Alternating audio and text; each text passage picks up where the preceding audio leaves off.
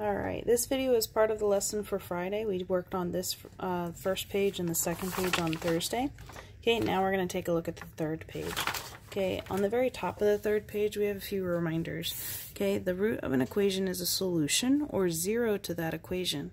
Okay, meaning that if we ended up with x equals 5, we know that it's going to cross, it's going to be a solution 1, 2, 3, 4, 5 on the x-axis.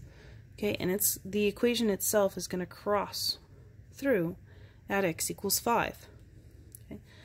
Alright, so that's going to be the root of an equation, or zero. A zero, root or solution of a polynomial, okay, of p of x, or the value of x, is real or complex. Today we're going to algebraically look at complex solutions, which makes the entire equation 0. Just like when we're factoring quadratics and we set it equal to find the solution, that's exactly what we're talking about today. So there's not that much new today. If anything, we're looking at coming from a solution and finding what those binomials are. That's all that we're doing. Okay, so looking at a polynomial has an nth degree. So if we had x to the third, okay, we would look for n factors, just like x to the nth.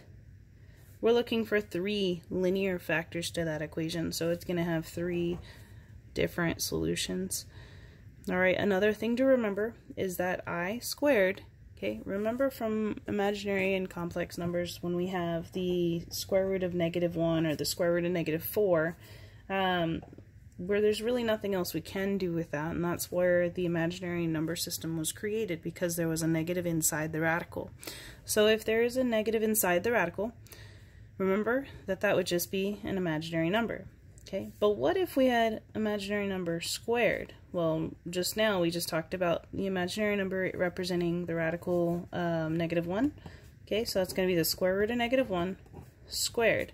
And we just talked about with our irrational functions unit, squaring a radical, they simplify. So we're left with I squared just equals -1. Okay, and that's where we have something to remember. Alright, and then when we have a factor, remember the root or solution is always x minus that number, always opposite the inside. Okay, so if we know that one of the solution is x minus 5, we can start off with x equals, I'm sorry, not x minus 5, I'm already jumping to the answer, x equals 5. The next thing that we can go ahead and do is go ahead and subtract the 5 to the other side. So we truly end up with x minus 5 equals 0.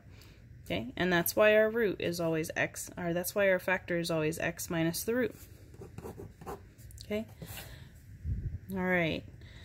Now, you may do the discriminant test to see what types of solutions, whether it's imaginary or real, can be factorable. And remember, we talked about that when we were talking about quadratic equations. So when we use the quadratic equation, what's inside that radical would allow us to see whether or not it was going to be a real solution or an imaginary solution. Okay, and whenever we had the discriminant test and on the inside it was negative, that means we would end up with imaginary solutions. Alright, and then if the inside of the discriminant was positive, we would end up with real solutions. Alright, okay, so let's go ahead and put some of this into practice. What if I asked you, okay, can you find one equation that will pass through on the x-axis, or that has the solutions 2 and -5? That means that on the x-axis, okay, 1, 2, 3, 4, 5, 1, 2. Okay, we're going to have an equation that passes through this. Now we're going to find and solve for the most basic quadratic equation. There are others out there. Remember, any scale change can be applied to a quadratic equation, and it can still pass through the 0 values. Okay, so what we're going to do is we're going to find the most basic quadratic parent function that passes through those two equations right now. That's it. Okay, we've done this going backwards and finding these solutions, but now we're actually going to be given these solutions and we have to find the equation. So let's start off. We know that x equals 2, and we also know that x equals -5. Okay, they gave us that information. We are asked to find the quadratic equation. Now, going back up here, if we are looking for the factors, we need to go ahead and find those binomials. So we're basically going to plug them in to the binomial itself. So it's just going to be x minus whatever this number is. Okay, and this is why. If we know that x equals 2, we can go ahead and subtract 2 to both sides, because in order to find that binomial, we would need to have it to equal 0. Okay, so when we subtract 2 from this side, we simplify all the way to 0, and we're left with x minus 2. And that's why the solution is always opposite the inside of the binomial. Okay, now let's go ahead and take a look over here. We're going to add 5 to the other side. This becomes 0. We're left with x plus 5. And that would be our factor. Okay, now that we're just looking at factors, I'm going to erase this equals 0 part. Okay, these two factors multiplied together give us this quadratic equation. So what I'm going to do next is I'm going to simplify this, okay, by multiplying it out to find that quadratic equation. So we have x minus 2 and x plus 5. So we're going to end up with x squared, 5x, negative 2x, negative 10. Okay, and that's just by multiplying these two terms out, two binomials out. Now let's go ahead and combine like terms and set it in as an equation because it's asking for a quadratic equation. We're left with x squared, negative 2x plus 5 is plus 3x, okay, minus 10. Okay. Alright, so let's go ahead and take a look at B. And that would be it. That would be as far as you go to solve for the equation itself. Okay, now looking at B. Okay, looking at B, we're going to have a complex number. So we have real solutions and also an imaginary solution. We're going to solve it the same way, but we may end up with a trinomial, and that's okay. Alright, so let's go ahead and set it. We know that one of the solutions is 2 plus the imaginary number. Okay, and this is x equals 2 minus the imaginary number, or I. First step, we're going to go ahead and, just like we did on the last one, we're going to have it equal 0 by subtracting the 2 and the I to both sides. And so this becomes 0 on this side. So one of our binomials is x minus 2 minus I.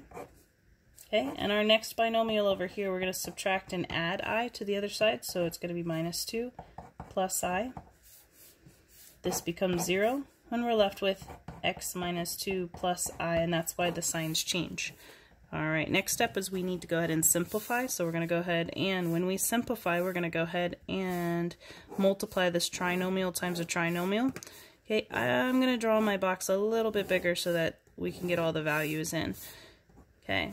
So this one is going to be x minus 2 negative I, x minus 2 plus I. Okay, now we're going to go ahead and multiply this out. So we're going to end up with x squared minus 2x. This is just going to be xi. Again, the order of this, there is a standard way. The imaginary number is always going to be behind.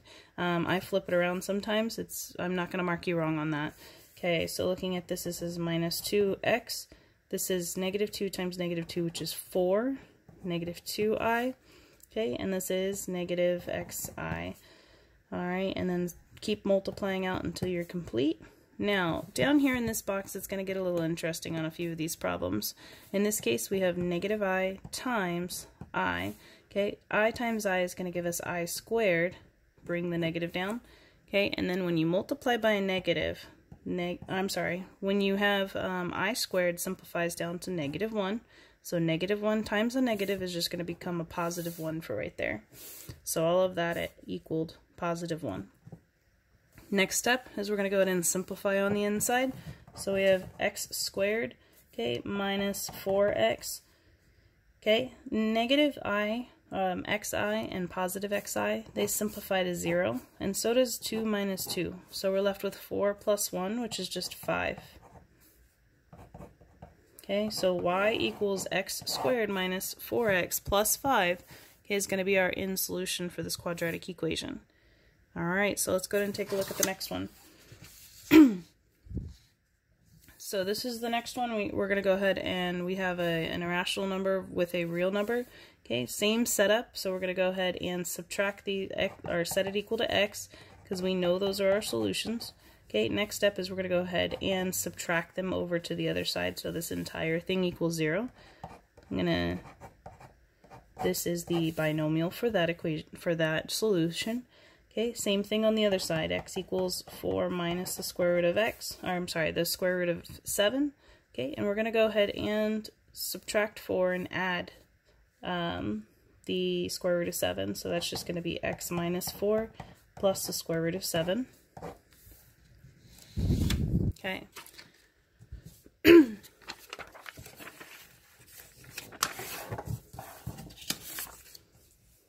All right.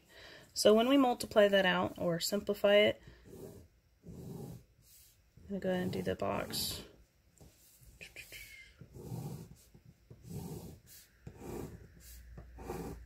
Okay, on this side it's going to be x minus 4 minus the square root of 7, x minus 4, and the positive square root of 7.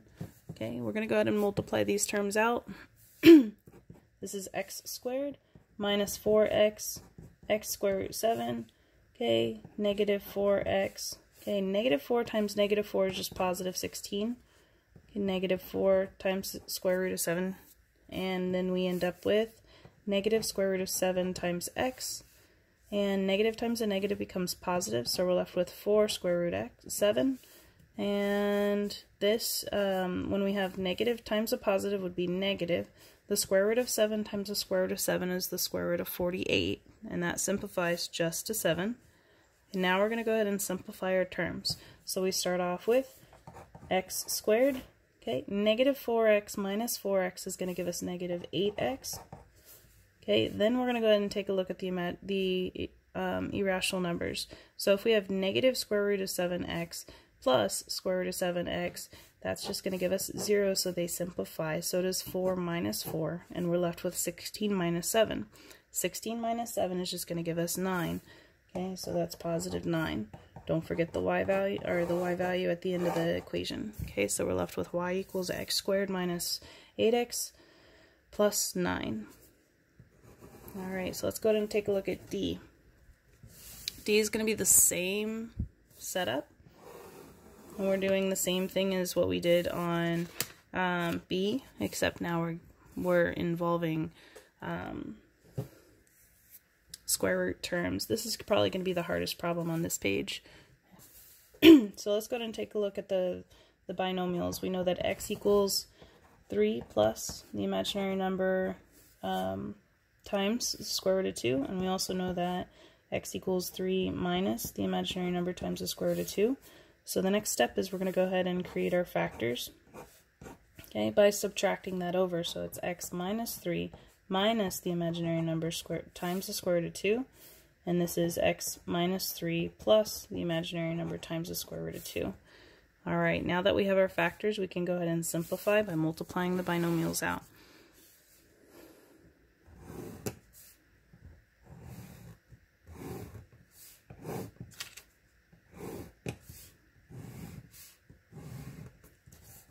Alright, so that's going to be x minus 3 minus the imaginary number times the square root of 2, x minus 3 plus the imaginary number times the square root of 2. Let's go ahead and multiply that out. This just becomes x squared minus 3x, and this is xi times the square root of 2 minus 3x, and positive 9, negative 3i times the square root of 2. This is negative xi times the square root of 2, and this is positive 3i times the square root of 2. And what in this case we're going to have negative I times the square root of 2 times I times the square root of 2. Negative I times I is just going to give us negative I squared times square root of 4 is just going to give us positive 2. Next step is we're going to go ahead and simplify this negative square root of I.